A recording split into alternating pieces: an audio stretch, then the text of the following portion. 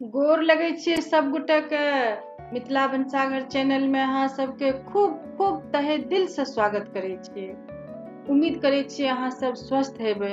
आइ हम मखान का एगो बड़ सुंदर रेसिपी ला के एलियै ये।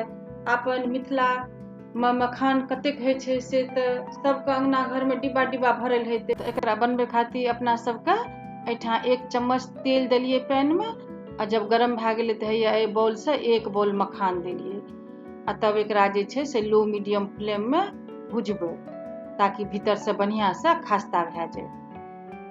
10 से 12 मिनट में ई भए जाए छै।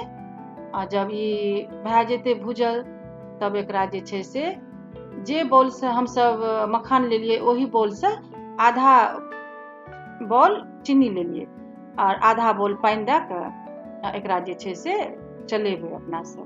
अपना सबके चलबैत चलबैत एकरा जे छै से 3 तार के चाशनी बनाना छै। और ओकर बाद जब 3 तार के चाशनी बन जेतै तऽ एहिमे मखान पड़तै। तऽ एना चलबैत चलबैत हैया पता चलि गेलै अपना सबके एते मोट जब भए जेतै तऽ ई चाशनी सूखऽ लागतै। जहिना मखान देबै तऽ सूखऽ लागतै। तब एहि स्टेज में आबि कऽ हेबे मखान भुजलका मखान एहिमे दए देबै, आ तब बढ़िया से जे छै से एकरा चला देबै। आ तब तक चलेबै 5 से 7 मिनट में ई सबटा सूखि जेतै। चीनी और मखान जे में पड़तै से एकदम जेना शक्करपारा अपना सबके बनबै छियै तहिना खन खन करऽ लागतै। और तब बन जेतै। एहिमे जे चिपकल रहतै मखान एक दोसर में तऽ ओकरा बढ़िया से ओही समय में एही समय में जे छै से बढ़िया से अलग अलग कए देबै। और एगो दूगो जे चिपकलो रहतै तऽ जब हल्का गरम रहतै तब ओहि कोलछी छोलनी से बढ़िया से छोड़ाइयो देबै ताकि एक दोसर में सटल नहीं रहे। मखान एककटा फूटल फूटल अलग अलग रहे, सब दाना अलग अलग रहे। है जेना एगो दूगो सटल छै तऽ एना हेबे दबा दबा के एकरा एना दबेबै तऽ टूटि गेलै। अब सबटा अलग अलग भए गेलै। अब सब मखान एककटा अलग अलग छै दाना के रूप में। तो बहुत सुंदर बहुत स्वादिष्ट बनै छै। अपन लड्डू गोपाल कृष्ण भगवान के भोग लगै छै ई मखान पारा बना के।